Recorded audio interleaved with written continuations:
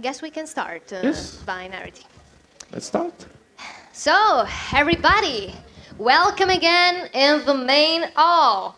This is EponaFest 2025. I hope you're having a good time so far. And of course, Singleac and Binarity here. And we have a huge honor to introduce an amazing actress and voice actress who flew straight from Canada to Italy. And as you can see, she's here with us today. Athena Karkanis, welcome to Italy. Welcome to EponaFest. So, the first question I want to ask you is, are you having a good time here? How is Italy so far? Yes. Well, I think anybody who comes to Italy and doesn't like it is out of their minds. I don't think that's ever happened in history, that somebody visited Italy and didn't like it. So I'm having an amazing time. I've met so many wonderful, lovely people, so that's been really, really nice. Happy to hear that. Yeah. Have you had the chance to maybe, because now we are in Cremona, but have you had the chance to visit maybe famous monuments around?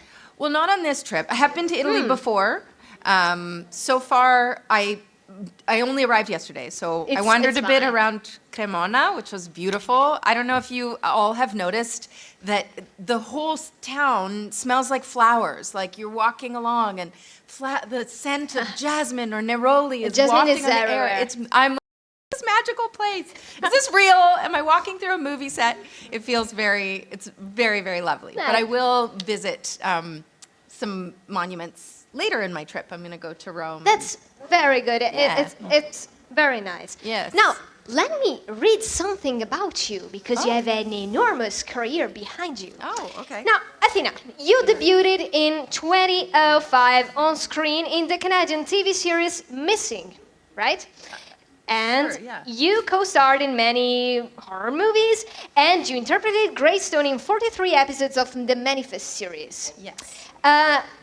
Your screen appearances are, of course, uncountable, plus your voice gave life to more than 50 characters in both cartoons and video games, like, for example, Fly Girl and Metajets, and Maria in Total Drama, and, of course, the mighty Opaline Arcana from the MLP Make Your Mark series.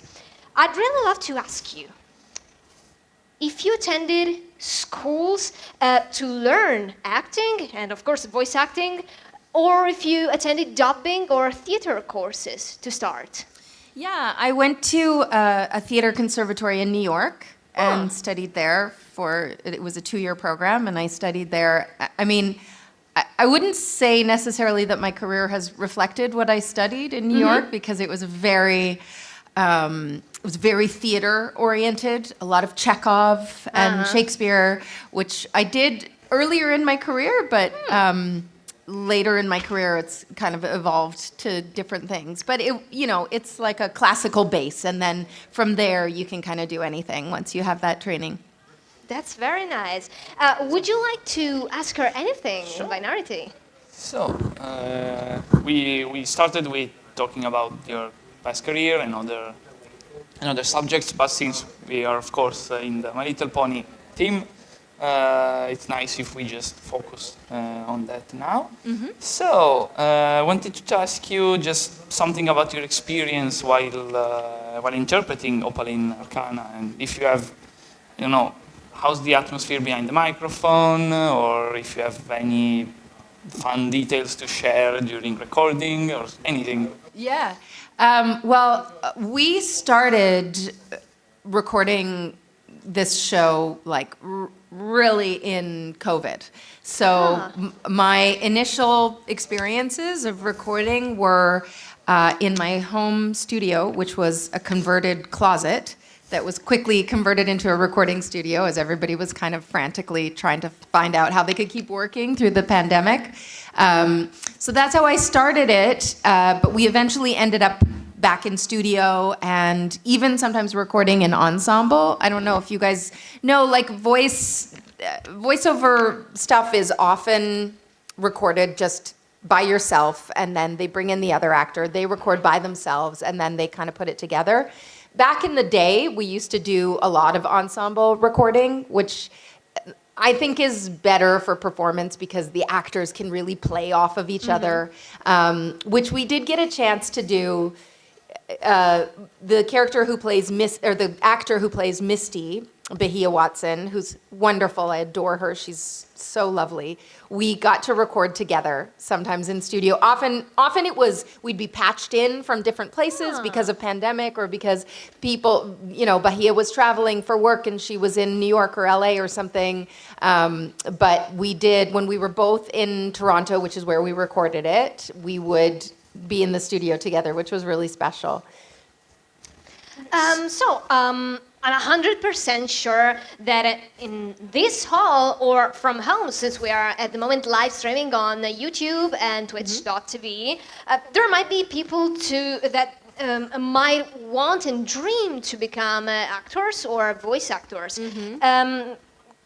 What is the main advice that you as a professional give to those people? Well, the big thing that I would say is make sure there's nothing else that you want to do. It's really hard. It's a hard profession, and even once you kind of get your break and you're working and it can still be really hard. I mean, I love it. It's also so rewarding and so wonderful. The highs are very high, and the lows can be pretty low. So if there is something else that you also really like to do that. That's what I say first. Very nice. Second, if this is the thing that you really want to do, then you just have to put everything into it. And don't hold back and don't try to change yourself, because if they don't want you, then they don't want it. So just be the youest you can be. That's a very Dr. Seuss kind of thing to say. It's a very nice expression. Be the youest you. No one is better at being you than you. But yeah, that would be my advice. And specifically for voice acting, this is very practical advice that somebody gave me years ago when I wanted to break into cartoons and animation and stuff like that. They said, watch cartoons. So I know I'm preaching to the choir here because people love to watch My Little Pony, but if there are people it's a different, as I said, my training was in Chekhov and Shakespeare. You don't perform Shakespeare the same way you perform My Little Pony. Although, as I say that, I don't know, it can be quite Shakespearean, like Opaline is this queen who had all this power and it was taken away and she's yearning to get back to it. So, the story can be quite Shakespearean, but I digress. So, I would say that's practical advice, is watch cartoons, see how other people are doing it, see what works, what doesn't. Thank you very much. Thank you. I want to get ahead, and since you mentioned the recording with Miss Watson for the role of Misty, I was just wondering, since I'm personally a fan of the dynamic between the two, if there were just how it was between you two. During the recording sessions, if you had something like to get into the characters? Yeah, I mean, it was very playful. It's always helpful as an actor to be working with someone who is a very good actor. They make you better. And so, and because Bahia is incredibly talented and she's a very good actor, it was so easy for me to just find Opaline, find the moments, find little bits of humor. And they were the production was very generous with us around ad-libbing and, sort of like improvising a little bit to whatever was funny, whatever was natural, they really gave us a wide berth with that kind of stuff. So that was very nice. And with Bahia, it was easy, she's so good that it just makes it easy. I see. Thank you. I have a question about the singing part. First of all, you sung the songs Opaline interpreted, right? Yeah. Okay. I really want to ask you, was the singing experience different from the voice acting one? What I mean is, the recording area, the tools you had, or the people around guiding you, was it different? Absolutely. Yes, it was. I'm so glad you asked about that, actually. I'd forgotten about the singing a little bit, but it was wild. So I'm not a singer. I am an actor who can sing. And, I did earlier in my career, I did a bit of musical theater, but never considered myself a singer. Always considered myself an actor who can sing. And in other cartoons, there's often singing in cartoons. And in other cartoons that I've done, there's, like a little song we have to sing. They kind of just teach it to you on the spot in the middle of your My Little Pony is very session. iconic because there are lots of songs. Yeah, and so that's what I expected when they were like, they're singing. And I think I had to sing on my audition, but I can't even remember now. But, they just have you sing something a cappella. I think I probably sang a Christmas Carol or something. Anyway, so when they first sent me the songs, I was like, okay, songs, and they sent me a scratch track. Do you know what that is? It's the like demo somebody track. else. The demo track. Yeah. And I listened to it, and I was like, oh my God, who did they get to do this scratch track? Beyonce? Like, she was amazing. I was like, why is this person not famous and doing scratch tracks for me? I mean, I think she probably is famous by now. She was like an aspiring singer. But they sent it to me and I was like, I can't do this. Like, I was so afraid. And so when I went, it was not at our regular studio where we normally recorded. It was not with the usual engineers that we normally recorded with. It was not with the usual director that we normally recorded it. They sent me to a music place where like real musicians and real singers record their tracks with music guys who were like real music guys. I was so nervous and I was like, listen, I went in there, I was all apologetic. Listen, I'm so sorry. I don't know what they told you, but I'm just an actor. I can kind of sing, I can carry a tune, but like, I can't do this. Anyway, working with them, they just brought it out of me. It was amazing. I couldn't believe it. At the end of it, they were like, what do you mean you're not a singer? Like, and I walked out of there and I was like, I don't know how I just did that. I called my husband and I was like, I just did the most amazing thing. You should hear me sing. Apparently, I'm a pop star. I had no idea. Like, it was so fun and it was so amazing to be able to do something that I never thought I would have been able to do.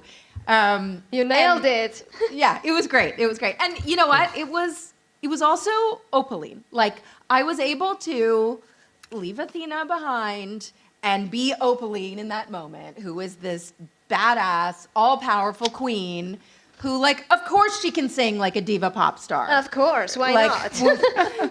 There would be no other way. So it was, that was... Imagine somebody in the pony universe tried to tell Opaline, you cannot sing. How would she react? Yeah. I mean. She would sing that, yeah. If she had the magic. Yeah. Okay, so just quick question that I'm always curious about. How someone get into the position? Like, did you made an application, or they contacted you, or how did that happen? Yeah, so I mean, I'm just an actor, and this was like just an acting job that kind of came my way. So usually the way it happens is actors have agents, and casting will go to the agents and say, we'd like to hear... Like a management. Yeah. Okay. So the casting would be hired by production. Okay. And production would say, we need these characters. And usually casting will kind of know the people in the scene. I mean, these casting directors knew me quite well. And they'll go out to the agents and they'll say, oh, we'd love for Athena to read for this role of Opaline. I send in an audition. They like it. They invite me back to do a callback. So then then the producers would be on the call and they would, give you some direction, do it a little more this way, a little more that way. And if they like what they hear, then you get the gig. So, I mean, I make it sound so easy. It's not so easy. But No, I was very lucky in this case. I mean, I often say this. I'm sorry to those of you who have already heard me say this, but I often say that Opaline is probably the most fun that I've had on or off camera. I loved voicing this character. She was so, I talked about earlier how she was Shakespearean, and And also the way they wrote her was just very funny, and she's this total narcissist and like has these hissy fits when things don't go her way, and she's childish, and it was just like so much fun to play it. It's amazing how you talk passionately about Opaline. That also means that the series authors had for sure described you this character in an incredible way, so you could perfectly become her during recording. Well, it also evolves, like a character gets put out a certain way, and you kind of find it and make it your own, and she evolves. I mean, one of the funny things about one of the ways that Opaline evolved is that when we first, she ended up very British by the end of it. But when you listen to earlier episodes, she's actually quite mid-Atlantic. As we went on with the recording, I just got more and more British. She read different books during the series. Leaning more into the Shakespearean. Yes, right? Yeah. Okay. So, I think we can go with the Q&A part of You the go? panel. Yeah, Okay, fine. I'm gonna walk around. Turn it on. So,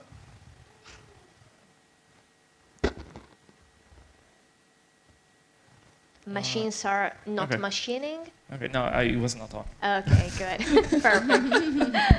Okay, it seems to work. So, who wants to go first for questions for Miss Athena? Where's the questions? You there? Oh. Careful. Sorry. Need to go from the sides. Oh. No, Let me go away from that speaker. no, it's my. Okay. Okay. More or less a quick question. G4, G5. Did you interact much with the community before becoming Opaline or after you became the character? Not before. I didn't. I was very naive to the Ponyverse beforehand. After this is only my second con. I did one con in Seattle. Mm-hmm. Some of you I met there, and that's when I met some G4 people. But before that, and even at that con actually was such a learning experience for me because I had no idea. I didn't even really know about. Oops, sorry. Don't worry. I didn't even really know about the different generations, or that there was like a bit of beef, or that the people preferred one over the other. I wasn't really aware of any of that. But I'm getting slowly educated the more cons I attend. But do you feel some kind of animosity towards you as a G5 character? I mean, there are quite a few. I have G4 not purity. felt that, no. So the people who have animus toward me have kept their distance. Maybe they're afraid of my wrath.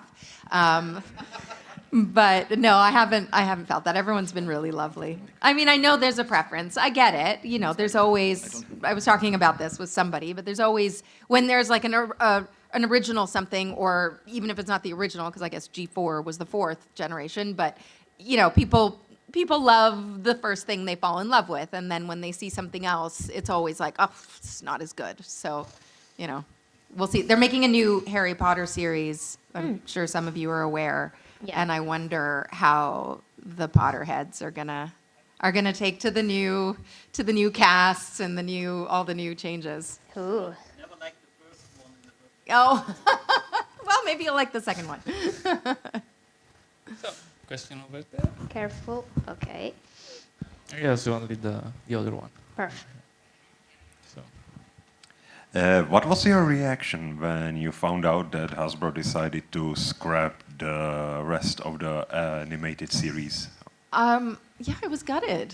It was a real bummer. They were kind of slowly picking away at it because they had first canceled now I can't remember what came first. The YouTube series was first canceled, and they had been talking about doing another feature with us, and there was like a video game and a podcast for a while. Like, it was just all this cool stuff, and it was so fun. And, as I said, I loved playing Opaline, so I couldn't get enough of it. And I remember it was very surprising because I think I found out on a Monday, and I was supposed to go in and record on Wednesday. Oh. And so they were still like booking us, and I had scripts, and they just like right in the middle of production. It happened in an instant. Yeah, and nobody ever really gave us a reason why. They were like, we love the cast, the ratings are good. So we were like, okay, then why are we not doing it anymore? Yeah. But my agent had a theory that it was something to do with merchandising, but I don't know. I mean, who knows? When these big decisions come down, I mean, usually it's something to do with money, so... It came around right the time that the CEO of Hasbro has changed. That apparently the new one doesn't Wasn't a like the brony. focus on ponies as much. Yeah, well, poo-poo on them. Thank you.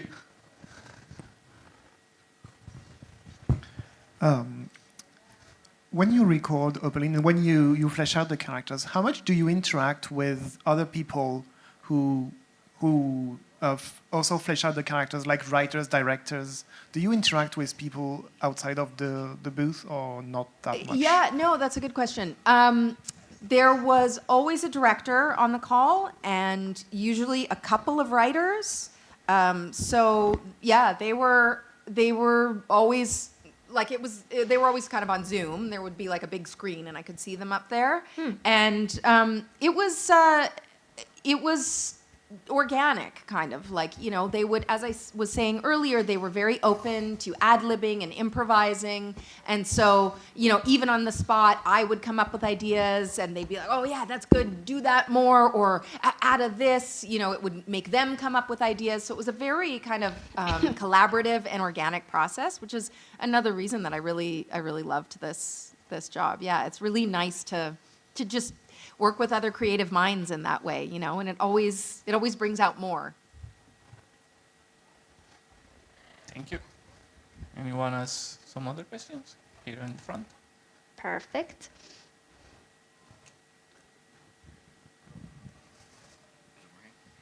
How much information about Opaline did you get during the audition?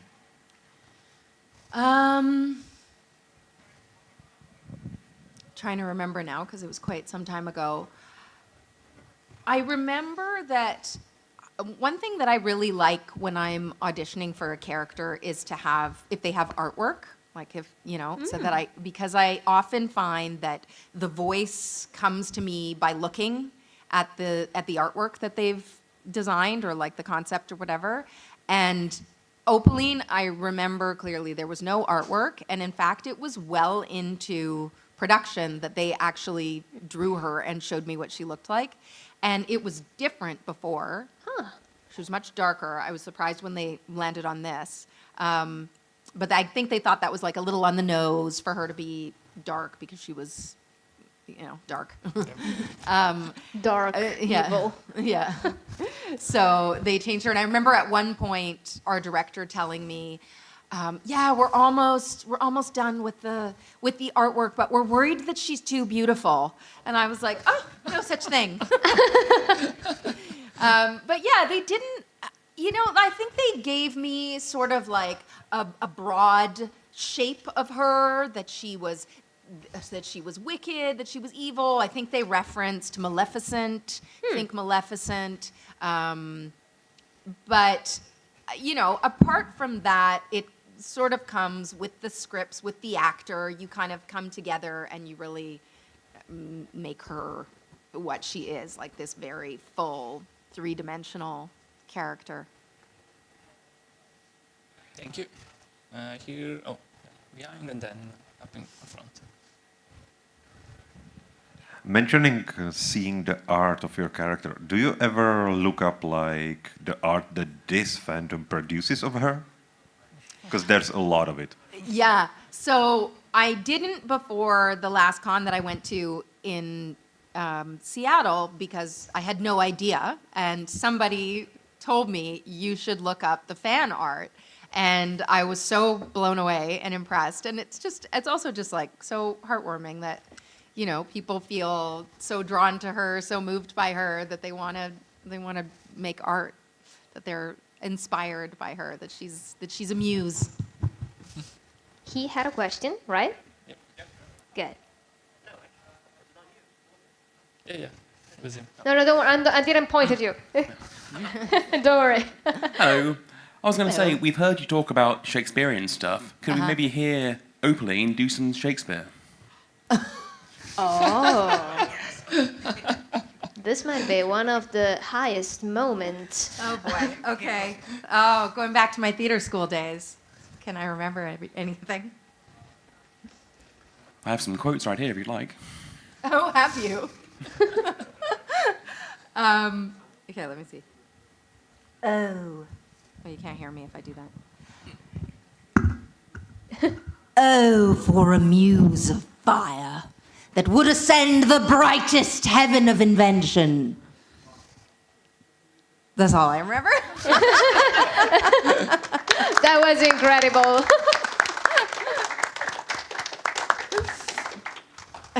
Opaline Shakespeareana. Yes. Kind of a bit of Italian escaping there. Yeah. So, another thing. Did you ever feel sorry for Misty, always screaming at her on a personal level, not as Opaline, but as you? Personally, yes. Poor Misty. She got it so bad. She didn't deserve that. No, she didn't. Misty's such a, like, she was so well cast with Bahia. I mean, I'm like singing Bahia's praises all over the place, but she's so good. She has such a great voice. I love her voice. And her natural voice is pretty close to her Misty voice, so it's just like amazing for. But speaking of Chekhov, I actually saw Bahia in a production of Uncle Vanya, and she blew me away. So she also can do the classics. But yeah, I mean, it was really fun to be so mean to Misty, but I did feel bad for her. But I don't think there were any hard feelings. Write it down. I think Bahia was able to leave it in the room. I don't think she left crying ever. Yeah. Just a fun fact before the next question. We were actually planning to have both you and Bahia at the same time. Oh my gosh. But unfortunately we couldn't make it. Next time. So we can probably. That would be awesome. We'll organize next time. Yeah, so for you two can interact. Do we have any other questions? Yes, we do. First one there and then one on the back. So, when it comes to Opaline as a character, do you think that, so like in her backstory, I'm assuming there was like a misunderstanding about her not being liked by Celestia and Luna back in Skyros. Do you think that if she just like talked to them more and that bit changed, she would have changed more as a character and been completely different? Like if that didn't happen? I mean, maybe, but I think it takes a certain kind of person or pony to want to talk things through. You know, I don't think that's in her wheelhouse. She's reactive. She's very emotional, and I feel like she just kind of would just jump on the first emotion and roll with that, and then has too much pride to walk it back and be like, oh, oops, maybe I overstepped. I think she's way too prideful for that. So I don't know. I mean, maybe if there was a mediator, but I don't know if she could have managed that on her own. Thank you. Her getting into the character. Yeah. So There was somebody at the back, I think. But okay, then there's. Maybe not anymore. Not there anymore. Oh, got tired of waiting. So while the people gathers new questions for you, I was completely like the first time I heard Opaline, like in me sitting in my room watching ponies, and first time Opaline appearing on screen, and I'm very curious, like the very first time you stepped in the studio to record her first line, you told me that she became more British while going on with the series. But like something we never see once the product is out, so once the episodes are out, are blooper reels. Oh my god. I am really curious to know, the very first time you tried to voice her, how many bloopers you had? I mean, I don't remember, but surely there were many. You know, we all have them. Probably the reason that they were never released is because they're probably full of bad words. No, Because usually of course. when I mess up, the first thing I say is the F word or something. So I think they would probably keep that one. Delete the file. Delete the file. Delete, yeah. Good. Does anyone have any question? Okay, good.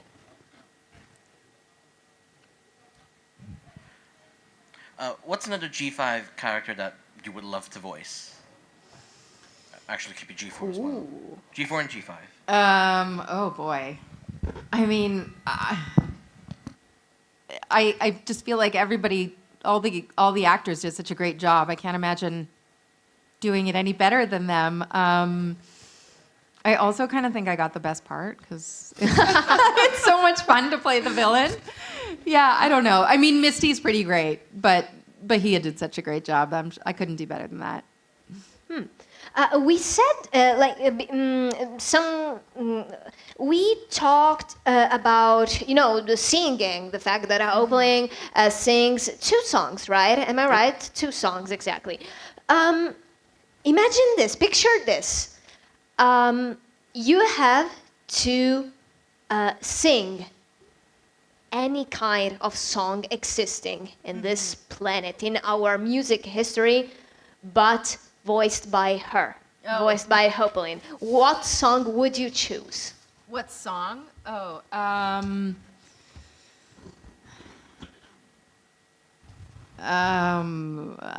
No, it's. I don't know. That's a tough one. I mean, it would have to be like something that's like really big and belted. Because Belted, I okay. can't imagine her singing a lullaby, really.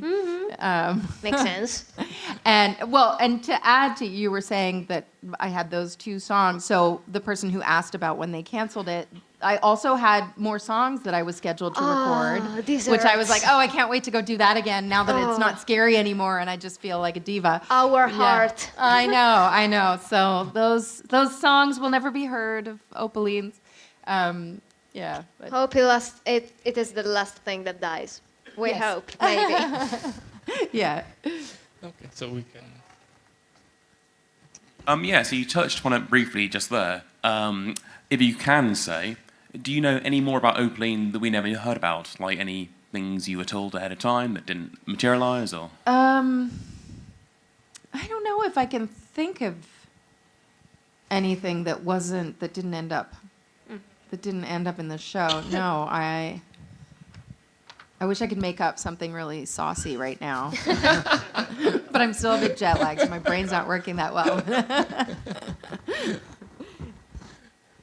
Okay. Oh, there we go. We have 2. Yep, 2.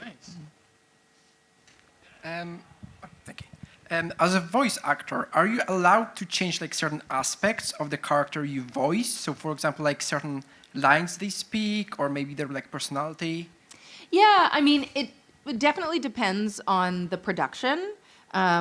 Most are pretty open to the actor having some input and, playing around a little bit, because what's the harm? If they don't like it, they just don't use it. Some productions can be very sticklery for like exactly what we wrote and nothing else. But most of the time they're pretty open to, people kind of experimenting a little and seeing what works and what doesn't. Yeah.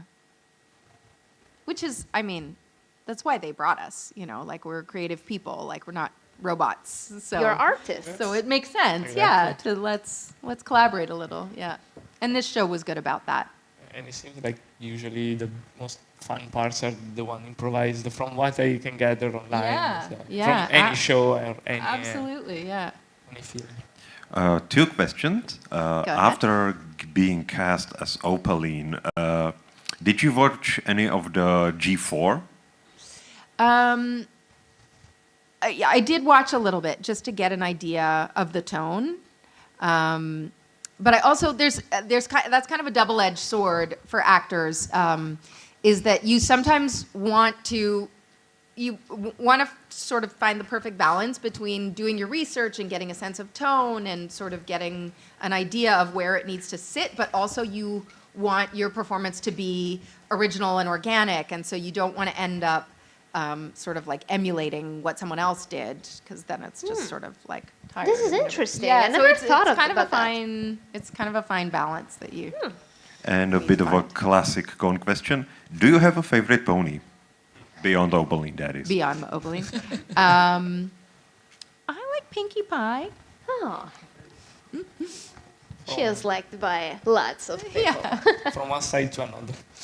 What's that? From one side of the Yeah. villainy Yeah, to- exactly. Yeah, Like from, you know to the why? chaos. It's my introduction to Pinkie Pie was when my niece was little. She's now in university, but she loved Pinkie Pie, and we would play ponies together.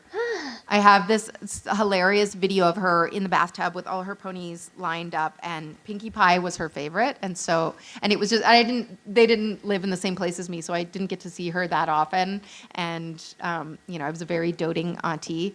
And that was kind of my introduction to I guess I had My Little Ponies when I was a kid, but this kind of, because this kind of pony. ponies was- went through many generations. Yes, exactly. They So- accompanied many generations. Yeah. So anyway, that was kind of my first intro, and then it just always makes me think of my niece as like a sweet little girl. Now she's like this tall, gorgeous woman, and I look up at her.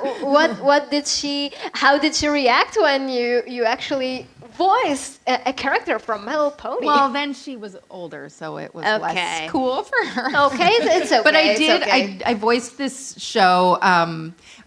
Sorry, I didn't. She was over it. I did voice this show that it was called Wildcrats, and it's like an animal show that she would call me every day after watching it. Be like, "Hi, Auntie Nini, we watched your show today," and then she would tell me everything she learned on it because it was very educational.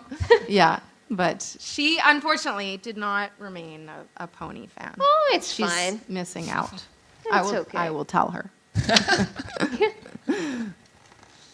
If anybody has some, there, look. Then we're arriving to you too. Don't worry.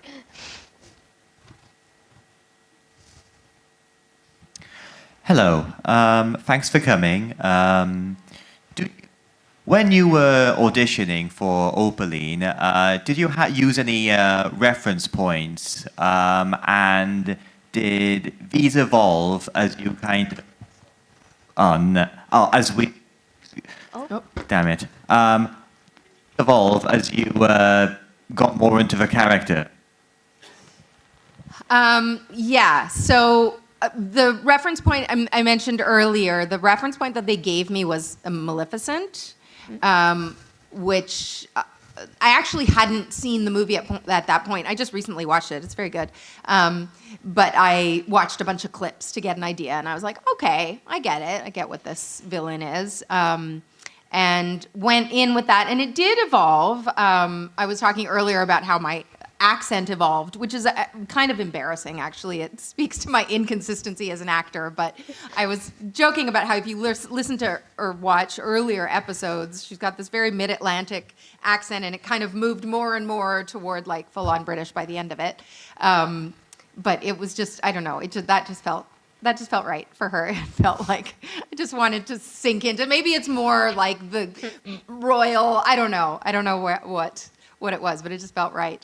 But yeah, I think always a character evolves as you get to understand them better, as you sort of find new things. I mean, just as people evolve, we're always, as real life people, we're always changing and, sort of discovering new things about ourselves. So the same thing happens with a character. Thank you. I saw that there were, Actually, I have a question myself. Oh, okay. You said that this is your second pony convention, so you're still relatively new to all of this. Yes. Have you had any fun or crazy moments that you experienced during these conventions? Yeah, well, I'm always like blown away by the costumes. There was, at the Seattle con that I went to, there was a person in this, I don't even know how to describe it, like a fursuit. Yeah, kind of like a pony suit. But they were giant. So it was like a dragon, like a dragon unicorn. Oh my. And they had kind of like, I think it was designed so that it was like stilts coming off of their arm. Do you remember that person? And they, they were walking like this with this like long stilts that was part of the costume. And their face was probably around here, and then it had this like big head, I think, if I'm remembering correctly. I have a picture of it somewhere. It was amazing. I couldn't believe.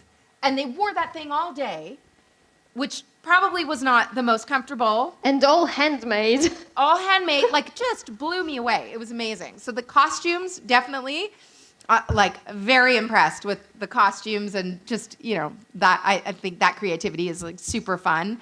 I didn't know anything about the like code names, or I don't know, what do you call it? Like con name? Like people have different names and you mean the name of the costume, or no, like how Simple people come up nicknames? with like a pony name. Like my name is like Twinkle Wings. Might be either nickname or the Like a fandom the name. Ponisona name. Yeah, anyway, I didn't know about that. So the first few people I met, Sonas. I was like, wow, interesting name. And then realized it's like, oh, this is a thing. And just the kindness. Like, I mean, not that I was expecting people to be mean, but everyone's just so lovely and kind and generous. And I was gifted this by Clevers today. I couldn't believe it that he wanted to give me this. It's a gorgeous thing that he made himself. Like, that blows me away. Just, really, just like a really twinkly rainbows is like the vibes, which makes sense because ponies, but like it really is. Pony people follow the elements of harmony after all. Yeah, absolutely. So there was one question here. Okay. I just wanted to ask if you ever voiced another villain before. If you voiced another villain, I'm repeating it for everyone. Yeah. I'm trying to think. Gosh, I've done so many voice jobs. Yeah, more than 50. Probably, but nothing as kind of like big as this. I can't think of one off the top of my head, but it doesn't feel like it's something I've never done before. That's terrible. I don't know. Like sometimes you just get like a small one-off in a thing, and it's one episode, and then you kind of forget about it. So I can't think of one. Yeah, but definitely this is my favorite. Thank you. Anybody else? Oh, here we go. You're in front and It's very fun to play a villain. Like I don't know what it says about us. It's like you get this permission to be mean and nasty, and I don't know why that's. To just let I go. don't know why You that's let everything good. out. Yeah, I mean, I guess it's like you're not really hurting anyone because it's not real. So I don't know. I don't know why it's so much fun to play a villain. That probably I should probably talk to somebody about that. Probably says some bad things about me. As far as the show goes, Opaline's arc was. Hello? She was banished into the tree, whatever. Yeah. But you said the call in the middle of the production came. Yeah. Is this like why does it? Is it a fortcom? Oh no. No. Was it supposed to be this way, or was there supposed to be a different ending of the arc, or even continue on? I mean, later on came Allura as the new villain, so I would have thought, okay, Opaline, done. No, they were bringing her back because I remember being like, what's happening to Opaline? Is she done? And they were like, no, don't worry. Opaline is eternal. She will be back. So I'm trying to remember now what was in that final script because I actually voiced a few other characters, just small side characters. So it might have been only those characters in that script that I was set to record, or maybe Opaline was in it too. I actually don't remember. I should really see if I can find it in my emails and reread it. Now you've got me wondering. But no, she was coming back. I think there was gonna be like sort of a battle between them, and yeah. Angrier and nastier. Yeah. So there was someone in the back with the Yeah, question. saw that too. The one with the fisher hat.